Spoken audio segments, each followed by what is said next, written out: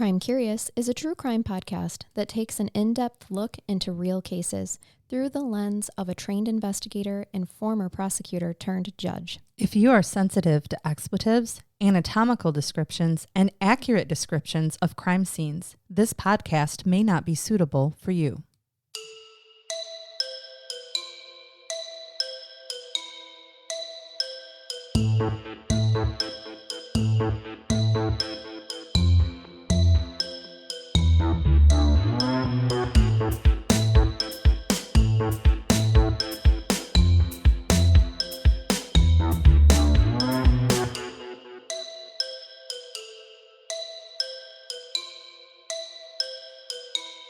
Welcome to Crime Curious. I'm Charnell. I'm Megan. I'm Brainbath Jason. Hey, let's shake our gree-gree because we learned a very important lesson. Oh, God, again. Yep, on an episode. Jason, did you hear about that? Oh. Megan and I forgot to shake the gree-gree on a case that we did without you last week. That's what you fucking get. And We had problems. we had significant uploading problems. Yep. And one of the Patreons caught it. I mean, I'm talking, it took hours for this video to upload. Then when it did upload, it stopped at like 51 minutes. I was going to say that's one that Yeah, cut it off was the the last glitch. 10 It cut minutes. off the last. It was the glitch. And maybe you were on that one. I Were was, you? Okay. because I remember us saying, Well, shit, we didn't shake it. We didn't shake the gree-gree. But either And way. yeah, a Patreon reminded us. And so now, like, it has significance, guys. It's not just us trying to be funny. Now we really believe in this. Our Greg means I hope they all It got, does. fulfillment. They did. I fixed Did the they? video. Were they able to come to completion? They were. I fixed it. I Hi, re-uploaded general it, audience. If and this it is your was first good. time ever listening to Crime Curious, you're going to need to go back a bit to get any of this. Just understand, we're actually pretty normal. Start from the beginning. Start from the beginning. Start from the top. Anyway, I have a suggested case for us today. It was suggested by a few listeners. It's a case out of Detroit, Michigan. Ooh. So that's why. I mean, that's Love a local hometown case. Yep. So that is why a lot of people suggested it to us. Thank you all to everybody who suggested it. And I'm going to guess that the reason that they suggested it is because this is probably one of the most gruesome and bizarre cases to come out of Detroit in the 80s. Oh, okay. Definitely. And that's saying something. Is it a single homicide, or are we talking like is. Detroit serial killer? Nope, it is a single homicide. Okay. Mhm. And this case was not easy to research in terms of filtering out fact from dramatization because a movie was made in 2021 with this case as its inspiration. And that movie is called The Degenerates. I've never heard of And it, Me which is neither. weird. I Yeah. know, because you're a movie buff. Well, now we're going to have to watch it. Yeah. It is based off the gruesome murder of Robert Beckowitz. So while I was researching, I attempted to only use information that was also publicized at the time of his murder in 1982, instead of finding information that was in the movie, right? Because Oh. when you're trying to attempt to weed out dramatization information that was inserted by movie producers to make the movie more compelling and draw in audiences, whenever you have a movie that's inspired by or based on, you can assume that not all the details are correct, right? No. And many We times call that creative nonfiction in the writing world. It's like it's based on truth, but you add things to Yeah. make it interesting to the public. yeah. And we don't do that here. We It's do not not. Like the interesting. news. It's We try just- not to. Yeah, the case wasn't interesting, It's I just guess. like the news. Right. It is just like the news. Creative nonfiction. This is why we're friends. We just had shit to make it interesting for the public. Correct. That's true. And many times just highly dramatized. However, unfortunately for this case, Hollywood did not need to make the murder itself or the actions that took place after more dramatic. So this is interesting in that the parts that are going to sound like Hollywood dramatization are sadly true. Oh. It's the smaller details, like details about Robert's life that are not as widely known and therefore possibly dramatized by Hollywood that I had to weed through. Once you hear the gruesome details, it won't be hard to see why a movie maybe was made about this. Well, not maybe, a movie was made about this.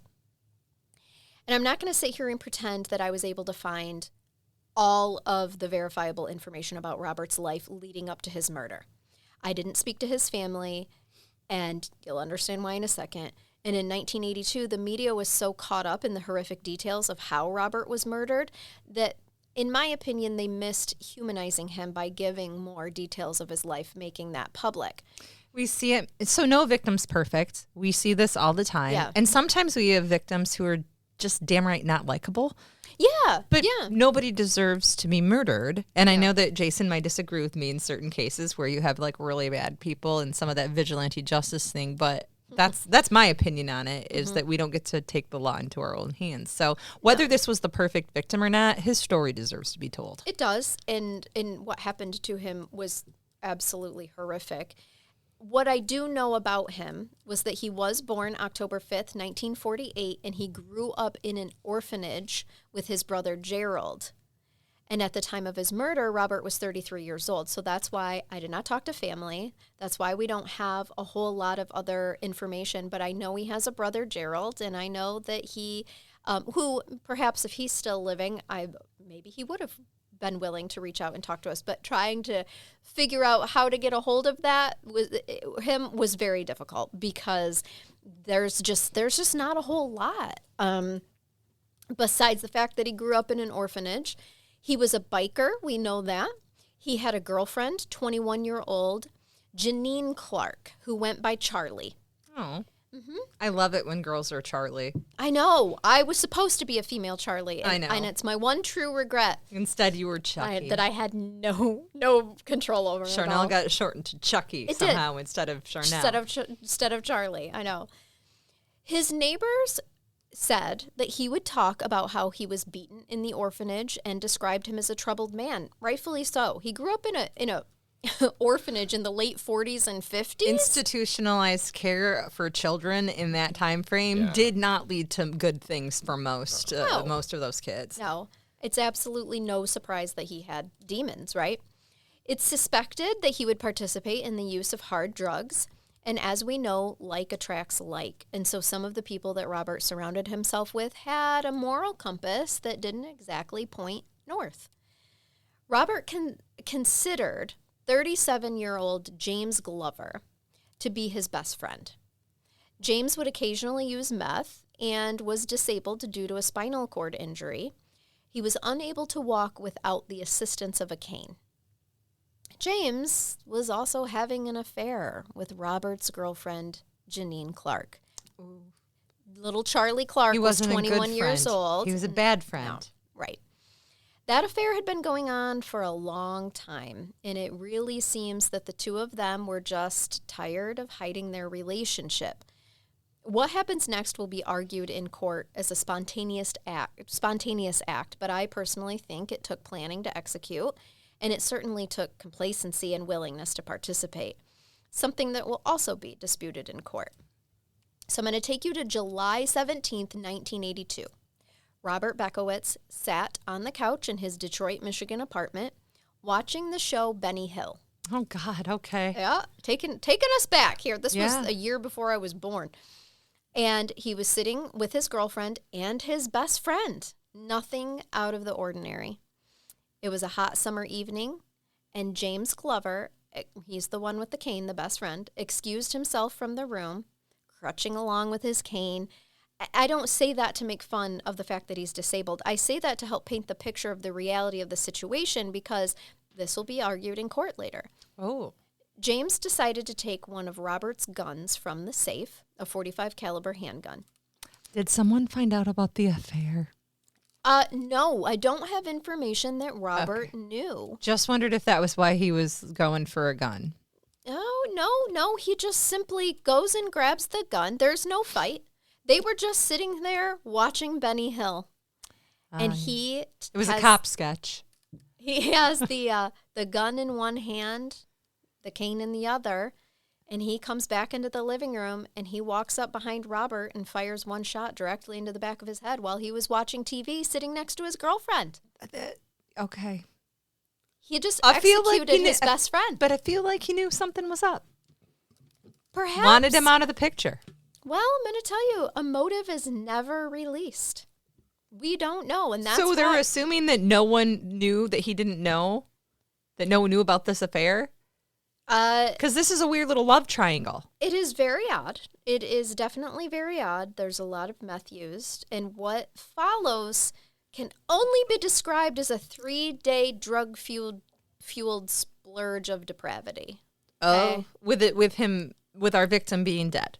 Yes. Okay. Yes. So we have also seen cases where people do things. Remember, voluntary intoxication is not a defense, using methamphetamine and then the crazy things that happen because of it, because people do bizarre things when they are high on methamphetamines. And I don't know if the three of them used meth before the murder or The whole if time, Charnell. James and Charlie used meth after, but we really can't believe anything either of them say. Regardless, we do know over the next 3 days a heavy amount of meth was consumed, and that is how we get this 3-day binge of sex, depravity, and mutilation, and possible necrophilia. Lovely. I was waiting. Oh, fun. Yeah, surprise, Jason. Maybe that's the motive. It's a philia They're bored, case. and he's like, you know what would be fun?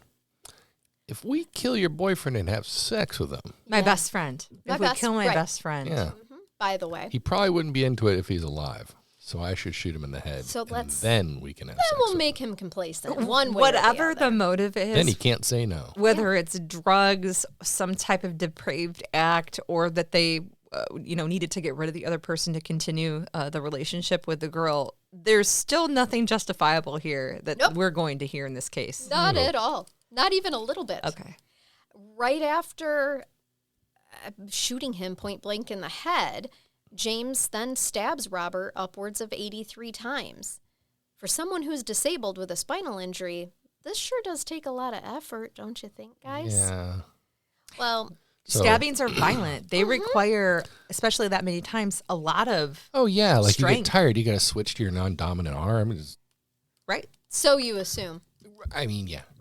Right. I would think that that's how one would do it, definitely. I actually only know from tenderizing meat that's legal to eat. Right. Like, that's really exhausting. I really fantastic. do have to do that. But the level of hatred and violence that comes with multiple stabbings, even after the fact, though, and it's almost always somebody who is closely related to you. That's not what random killers do. that wasn't killing. He was dead. He had Correct. a very large hole in his head. So now it's intentional mutilation, which again goes to just a level of hatred and depravity at this point. Yeah. It's mutilation of a corpse. Yeah. Well, little Charlie Clark, Miss Janine here, she claims that immediately after the murder, she was held against her will to participate in the mutilation and deprivation, which included sex with James on Robert's body and with parts of his body. Mm-hmm. The reality, that's what she claims, but the reality is much different. We know that James and Charlie are high on methamphetamines. We then know that they strip naked, they grab a knife, and a hacksaw that James borrowed from his parents, so premeditation here, and proceeded to dismember Robert into 14 different pieces.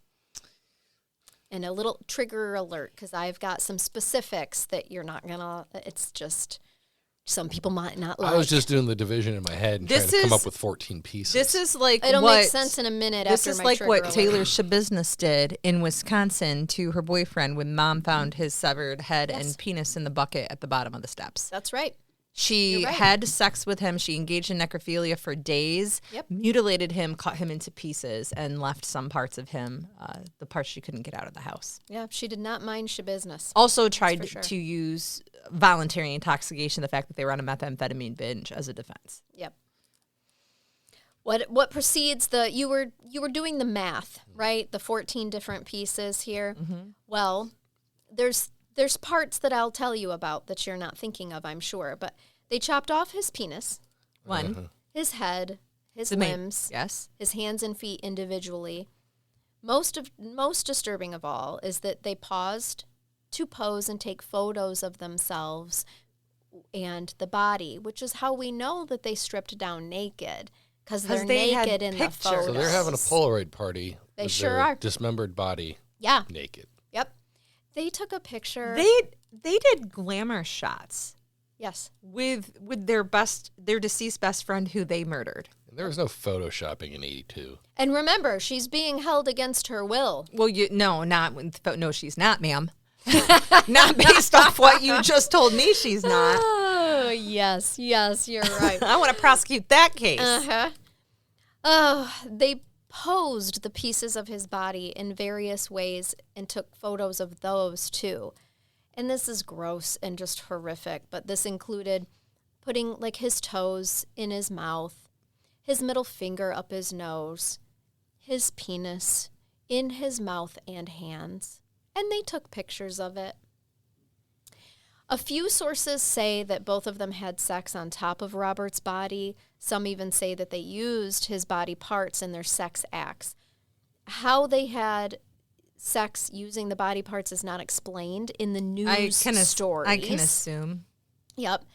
But since they used at least 2 rolls of film to document this disgusting orgy, and only 12 pictures are available online, which I do not recommend looking up. Yes, the picture of his severed head sitting on a chair is available online. Oh, why? I don't know. I really feel like it needs to be Internet removed. do better. Mm-hmm. That should be taken down.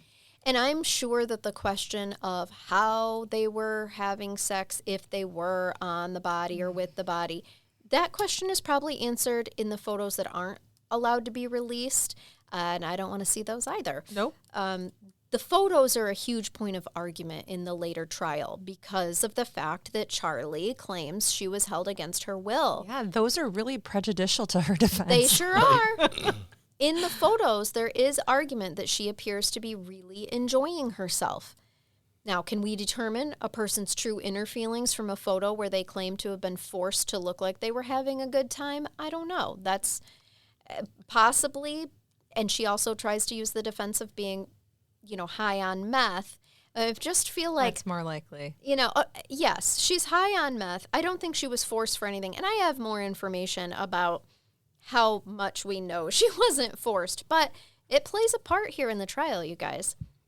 I personally think she was high and enjoying it, and as Megan always reminds us and already has in this case, being high is not an excuse to commit a crime. Here are the details that have led me to fall on the side of Charlie Janine being full of shit. Okay. According to the testimony of their neighbors, she left the scene a few times. Twice with James to go to a garage sale. Oh.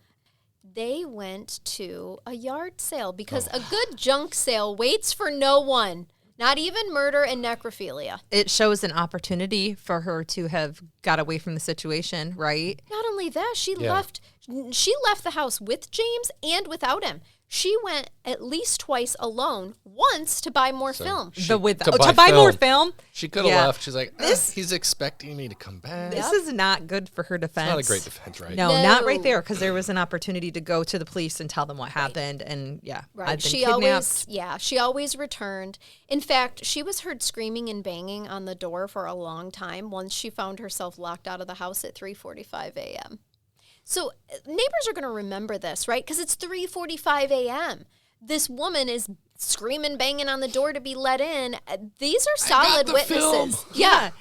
Yeah. Solid witnesses. I got the film and the Funyuns let me back in. It's not, I know juries, and I know that certain cases, you can tell right off the bat whether it's going to be a difficult case for a jury because there might be a valid defense, self-defense cases especially. I'm having a hard time seeing where there's any type of a defense that a jury's going to buy here. Yeah. I can see why her defense attorneys came up with that, though. Good defense attorneys are going to. You have to come up with something, right? They're gonna and try. the only things that you have that are going to justify her actions are the false imprisonment, kidnapping, fear of death piece, and intoxication, to the point that she was mentally insane in some way? Like, that's what they're going for. Yeah, we try that. Criminally insane.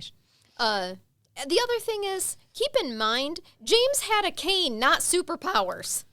Okay? She could have strolled off all at she any had to do time. was go up a flight of stairs. Yeah. Oh, my God. She had so much time to leave. She could have stopped for a She snack. didn't have to run away. She could briskly walk. You guys are away from assuming him. that James is actually injured as much as he portrayed himself to be to get disability as well. Sure, but he definitely couldn't walk without a cane. Okay. And it is brought up in court. Okay. That, he had a cane, ma'am. You couldn't just... I don't know why we assume that the differently abled aren't capable of terrible things. They are human beings. We are all human beings. Yes, but she could have left... She could have outran him. I think it weakens her defense. I want to hear his defense. Yes, well... The photographs of them told the whole sad and gruesome story, that they particularly enjoyed photographing Robert's severed head in many different places throughout the house and in many different horrific ways. They're posing him. They are, with parts of his own body. Keep that in mind. But again, in different places, too. It just makes it worse. Yep. Like, they moved carried his him head around and his parts. Yes. After 3 days, probably once she started to come down from the meth, Janine Charlie Clark finally called the police and told them of the crime, insisting that James Glover forced her to take part in the gruesome events. When the police moved in to arrest James, he appeared heavily sedated on a mixture of drugs. Did she drug him? He drugged himself. I know, think he but got I'm to just the point thinking, of being suicidal at that time. Wouldn't it be brilliant if she was the mastermind and then she Right. drugs him to the point of into immobility and then calls the cops on him and makes up a story like, I've been kidnapped, and I think they're equally culpable. That could very, very well be. And then when you find out what her sentence is, you could be like, wow, she really won here. Yeah, this is the 40s. If you're the only one left to tell a story. Right. And James is, he survives. But I'm sorry, he was born in the 40s. Are we in like the 60s now? No, this is the early 80s. It's 82. 80s. James is 37 He was years old. 37. I missed that He's part, 16 you guys. years older than her. Okay. Yeah, he was 37. Robert, our victim, is 33. And Charlie is 21. Right. Okay. So the police do find Robert Beckowitz's body wrapped in garbage bags and hidden in various places around the house. Robert was arrested and charged with second-degree murder, use of a firearm in the commission of a felony, and mutilation of a dead human body. Why not first-degree premeditated? No, couldn't tell you. I think, And those were the charges. those were his charges, and I think it's because they don't charge Janine with murder. She's not charged with murder. They need her testimony. And so- she didn't technically kill anybody. She didn't, but how did they know that? Well, Conspirators are just as guilty of the actual she offense. was just sitting there when he walked up and shot him in the back of the head, and then he pulled out a knife and stabbed him 80 times. What was she going to do? Sit there and be like, yeah, let's Walk fast. Let's get high. I'll get the salt. Right. Again, jog away. Right. So James pleads not guilty by reason of insanity in the 36th District Court in Wayne County with Judge William Hathaway presiding. And he was remanded in the Wayne County Jail without bond, and he was ordered to undergo a psychiatric evaluation, of course. Now, Charlie was also arrested. She claimed she was held captive by James and remained in custody, actually for a bank robbery charge. Oh, so she is an She had upstanding citizen. She had previous charges there was a warrant out for her, so that's how they end up holding her, because she's not charged with murder. She was charged with mutilation of a corpse and moving a corpse, which of course comes with a much lesser punishment. So how are they going to keep Accessory her? after the fact to murder. Yes. I mean, I can make a list. Yeah. And I agree wholeheartedly with you, and I'm not sure that this was handled effectively necessarily against all the charges that could have come across Charlie. Well, or we against don't Charlie. have all the facts, right? We have what we were Sure. able to piece What we're together able to from the find. internet. So in the interest of not having somebody at me, Right. I get it that we don't have access to all of the evidence that law enforcement and the prosecutor then did for charging. And I think that her calling when she came down from the binger, I think really helped her case of you were being held against your will and forced to participate, and you called and told us the truth as soon as you were no longer as influenced by the meth. And he was so sedated, maybe he wasn't holding her captive anymore, because when police arrived to arrest him, he is heavily sedated, was the words that I kept finding over and over again about him. James is found mentally competent to stand trial. So at that point in time, he is like, okay, I'll plead guilty to charges of second-degree murder, mutilating a corpse, using a firearm in the commission of a felony in exchange that I won't be given a life sentence. So they take it. That's what the plea deal is. And James offers no explanation for the killing or for what followed. He ends up, the sentencing that he ends up being sentenced to is 30 to 50 years in prison for what the judge called a 48-hour frenzy of murder and dismemberment. He was sentenced December 1st, 1982. What James said is that he, quote, must have been responsible for the mutilations and photographs, but he could not be sure because he was heavily drugged on synthetic opiates and amphetamines at the time. It's a big puzzle I cannot explain. I can. End quote. Oh, that part. So my legal brain started working because it's a thing that I do. And I found out some really interesting information I'd like to share about voluntary intoxication. Sure. So voluntary intoxication stopped being a valid defense for most criminal offenses in Michigan when Michigan compiled law 768.37 became effective as amended on September 1st of 2002.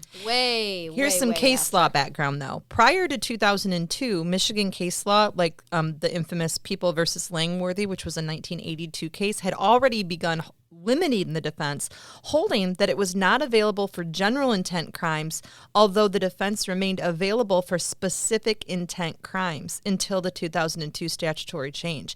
So it isn't any crimes that were committed after September 1, 2002. There's a presumption that voluntary intoxication is not a valid defense in Michigan, but during this time frame, they are still bringing up, and there is a potential that it could be used either as a defense or as for mitigating circumstances. So that's why this shit keeps getting brought up in this case, and why I was incredulous to me until I realized and remembered what year we were in. Right. And just so you know, when you were speaking legal jargon, I watched Jason's eyes gloss over. But he hung in there. He hung in tight. Just like my wife talks about work. Jesus, Megan. He really hung in. I'm proud of you, my friend. It's because I wore a high-collared shirt. He fell asleep. If you just add legalese with cleavage, he pays attention immediately. Far more attentive. That's what needs to happen.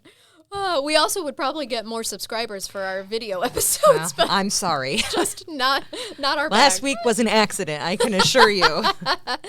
Oh, gosh. So Miss Janine Clark, she was convicted of mutilating Robert Beckowitz's corpse on February 3rd, 1983. She didn't take a plea. She went through a trial. Her claim of being held against her will was supported by James Glover, who said, quote, right now, I'd say she didn't really stay on her own free will. That's what, end quote. That's what he testified. Okay. However, he did say that she was allowed to leave at certain points.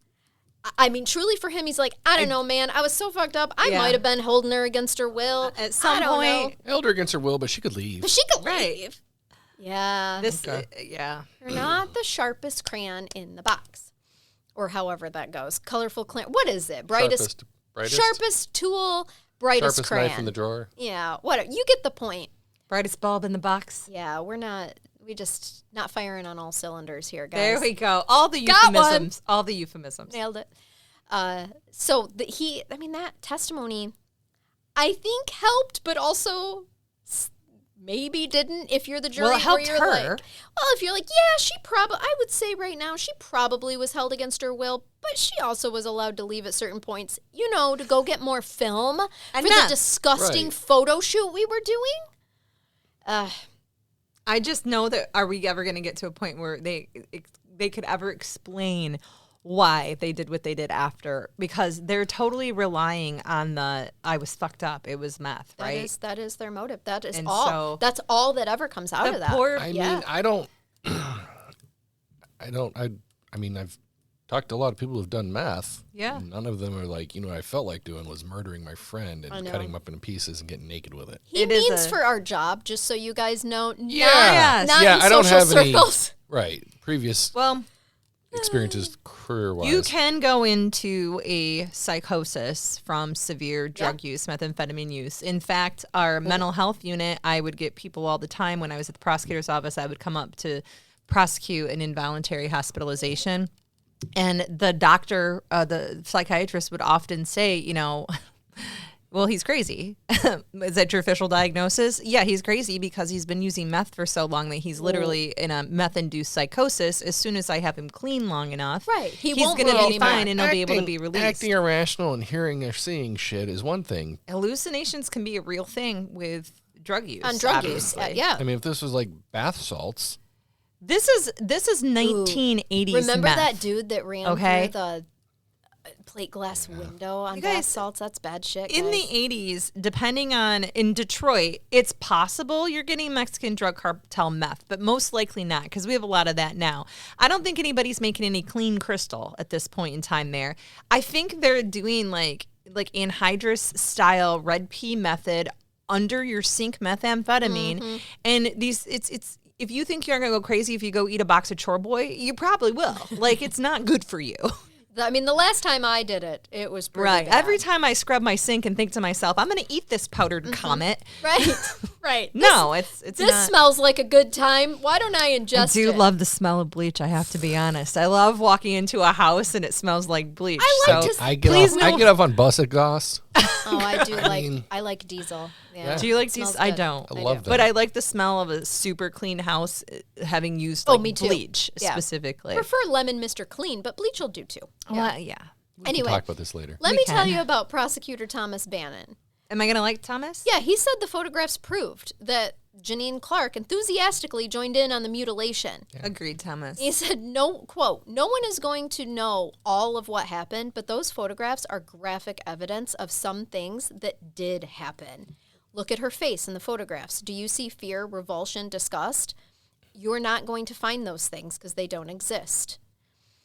He also said that James, who had spinal damage and a cane to walk, must have needed Miss Clark's help to move Robert's body, and she could have overpowered him if she was being held against her will. That's what Jason said by his super PC terminology of Well, how like she I could said, have walked real he's got a fast. cane, not superpowers. All right.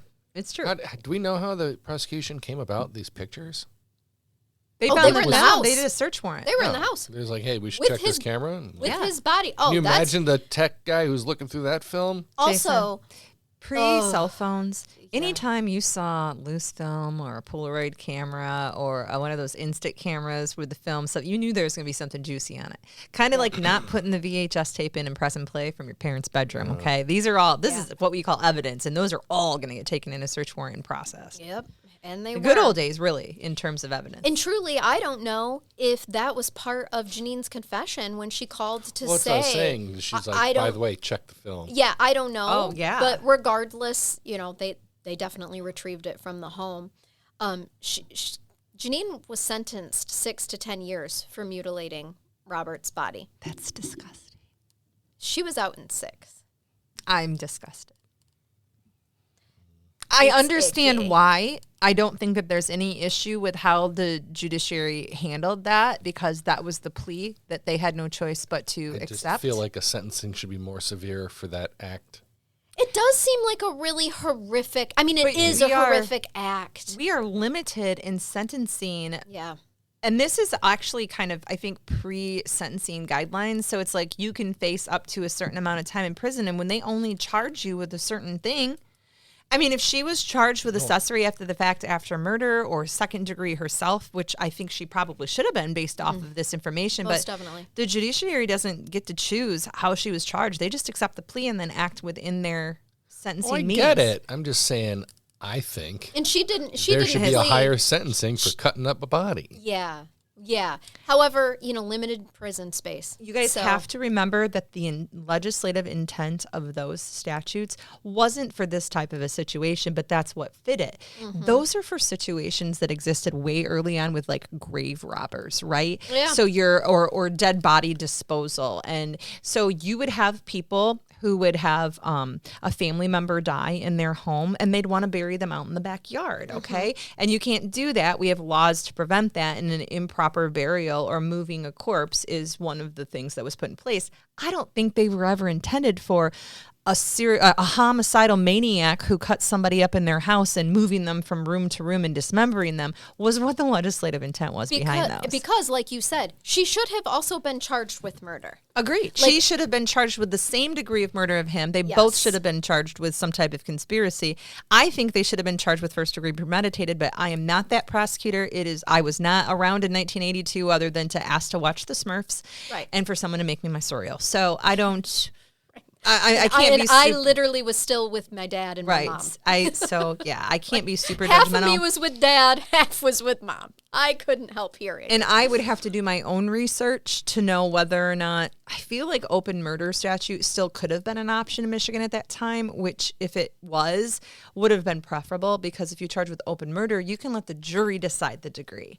But I'd have to do some quick sleuthing to see when open murder started. Maybe I'll do that. I will say that it just, it really outraged, even at the time, it outraged people of what her sentence was. Today, Janine Clark is unable to be located, likely living somewhere else, somewhere else and under a different name, or maybe not living at all. I don't know. She'd be 65 today. I'm sure she's out there somewhere. As for James Glover, he would be almost 81, and I couldn't find him on the offender database, so he was likely released. I have no idea if he's still alive. But his plea came with a sentence of not having life in imprisonment, and so hopefully, I have no information that he's reoffended, so hopefully he was rehabilitated and just living a quiet life somewhere, or possibly since he's 81, maybe he's already passed. But yeah, that... Just so that the public knows, it existed a little bit before, but People versus Johnson, the Michigan Supreme Court decision in 1986, actually kind of solidified the practice of charging open murder for statutory procedures. So again, it just might have been, I think they could have charged it, it existed, but they just chose to agree during that time frame. I have to remind myself it was the early 80s. I know. Sometimes it is hard to... It was such a long time ago. Think about it now, you guys. It makes you remember how old you really, truly freaking are when you realize that we are so far away from the 80s. The 80s is literally like people talking about the Great Depression. I know. We are the same dirty distance. mouths. I know. Oh, you guys. I know. Thank you to our listeners for, keeping Robert's story out there in the horrible way that he died. It's just tragic, and I can see why people recommended this case to us. And so, who has a brain bath? Does anybody have a good brain bathing for us? I do, but I might get in trouble for it. Oh God. Oh, by who? These are my favorite. The wife might get mad at me. She doesn't listen to the... Also true. It's fine. This is funny. That's the rule. So we had some snowfall in the past week here. It has been... We've had a lot of snow lately. Colder than your ex's heart, guys. The Not real you, Jason. feel Your today ex is -9. It was -16 this morning. Oh, last night this and morning? last night. Okay. About 11 o'clock last night to about 8 o'clock this morning, it was -16. But earlier in the week, after it snowed... Before you carry on, I just want to clarify, when I said colder than your ex's heart, I meant the collective ex, not specifically your ex, Jason. Your ex does not have a cold heart. You might want to clarify. I love her. The colloquial ex's heart. Yes, exactly. My ex still has a heart. She does. She does. A very It's big room one. temp. It's very... Your room temp. Listen, to people who weren't married to her, it's lovely. Right. Anyway, so the morning after it snowed, and I had not been inside, I parked my Jeep in the garage, and my driveway goes up a hill, so we have like 2 levels. Yeah. And it's a real bitch, actually. my wife went out to run an errand, and she came back, and she said, "There's footprints in the driveway." I said, "What do you mean?" She's like, "Oh, what do you mean? What do you mean? There's footprints." I was what else could that she's mean? like, she's like, "It had to have happened last." She's like, "Have you gone outside?" I'm like, "No, I haven't gone outside. It's fucking snowing. It's cold. It's cold out there." So she's wasn't like, built "Well, for the cold." they go up the drive up the hill, and they stop right at the edge of the yard." And I was like, "So someone walked up and then disappeared?" Yeah, She's like, "That's what it seems like." And I said, "Well, okay." Did so you check the trees? I went out, put my boots on, got warm clothes on, bundled up, went outside to investigate, and I see the footprints. Oh.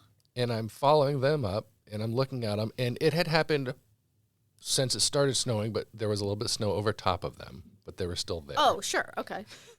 And then I get to the edge of the yard, and I also have like another elevated, like 3 feet high wooden wall. There's like a garden up there. And I look, and they stop, and I look, and there's more tracks up on the hill. And I go inside, and I explain to her, I said, if we're ever in a situation where we need your tracking skills, we're in frickin' trouble, because that was a deer. And she's like, well, I don't know what deer track look like. I'm like, well, they don't look like human footprints. They don't. They're basically little pegged feet. And but they, they kick the snow, so they were about a little that wider. big. You were being stalked by a pirate. And I'm like, And yeah. they can jump. I'm like, And what? they I was jump. like, did you notice that they're all four in one spot where they jumped from the garden and walked down the driveway? She's like, well, I didn't look at them that long. I was like, how small a person do you think it was? And granted, my wife is small. She's she wears so like tiny. children's shoes. Right. But I'm like, they were smaller than your feet. Right. And they had little freaking Because hooves. they're hooves. I bet she really appreciated your assessment of the situation. I was really, I'm sure I was, you were real nice I wasn't about it, condescending too. at all. Oh, I bet not. I was No, very. just the way you tell the story, I can tell how loving you were when You know, came the in. way to handle that just some advice could have been, sweetie, I just wanted to point out no one's stalking us. Oh, no. It was a deer No, track. that and then would've just been- leave it alone and walk away. That's not how I operate. No. Definitely He's not. going to make I it was, worse. But for like 20 minutes, I was like, someone's like canvassing my house. Yeah. Like, what is happening? Yes. Like, and then I'm like, that's not human. It was a centaur. Oh. It was a It was a centaur. So anyway, Thank that you happened for that. And if you was have, wholesome. it was wholesome. I appreciate that. And if anybody else here. has General Pop. wholesome or Gen Pop. unwholesome, That's what we're calling you people. Gen Pop. they are. They're the Gen Pop. Yep, that's officially what you guys are now. Oh, my. We are a crime show. If it's, We are. If it's, Charnell was trying to ask you to please send in brain baths was. from you, your friends, or your innocent partners. we can change names. We don't have to We use don't have names. to use. We can No. change them to protect the innocent. Send Right. them to crimecurious at Jason. yahoo.com. How come this time he didn't say, so I have this friend whose wife, right? He he didn't do that. He He didn't. could have. Could have. He just flat out was like, Thought listen, never crossed my mind. Under the I bus. might get in trouble for this Possibly. one. He Thought was never crossed my willing to mind. own that. Worth Yeah, it. I appreciate it. All right. Well, thank you all so much for taking us along wherever you are today. And if you don't want to be in Gen Pop, upgrade. Yes, upgrade to Patreon. See you our get the good faces. videos. It's a lot of work doing a video sode. So I would love for you to join and be able to watch our facial expressions or watch Megan and Jason try to remain professional and not make facial expressions when I say certain things. Can't help it. Neither one of us can do that. We brushed our hair today. You did. You know, I gotta say, like this is as Some good of as us, it gets, some of guys. us brushed our hair today. I don't own a brush. The way we used to podcast and look when we podcasted without video It's compared changed. to the way we do We actually now. have to prep for this. Significantly. Oh my God! Like- This morning I was like, it's recording day. I Oh gotta fuck! I makeup gotta on. put I have to put mascara on. Shit, and a shirt that doesn't have stains all over the front. But And I have remembered to wear shirts now that don't expose a significant amount of cleavage, but it's taken me about 4 recordings so far. right So to So get catch the early ones. Go Right, back. there you go. Subscribe. Start at the beginning. please take advantage of the fact that it takes me. I'm a lifelong learner. Sure. It That's takes right. a while. Yeah, I'm sure it's there'll okay. be days. And there will be. And you know what? It's still winter. Just wait till the summer. Yeah. happens. Oh, yeah. They'll come wear, out I again. can't Be even like wear naked I can't wear podcasting. my fun clothes because they're short sleeves. Oh yeah. Oh yeah. You it'll are get- today, and Well, you yeah, seem but to I got- have a but I compression gotta- shirt on I underneath do it. because I wanted to wear something. He wants to look slim. Yeah, it's still not. Slimming. Anyway, All thank right. you all so much for being here. We hope that you keep it curious. And keep listening. Until next time. Bye-bye. Bye-bye.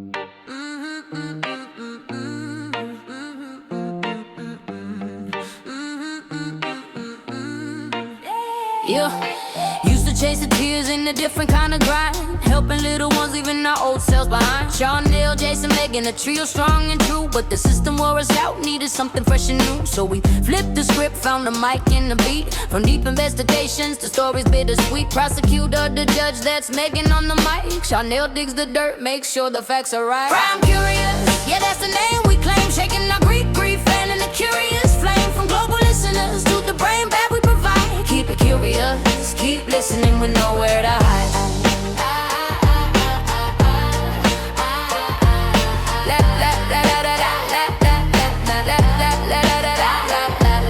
Jason's got the wisdom and the jokes to make us smile. Keeps the energy flowing for every single mile. We dive into the dark where the mysteries reside, unraveling the truth with nowhere left to hide. Laws and evidence, Megan lays it down with grace, while Charnell's deep research sets the compelling pace. Crime curious, yeah, that's the name we claim. Shaking our grief, fanning the curious flame. From global listeners to the brain bag we provide. Keep it curious, keep listening with nowhere to hide.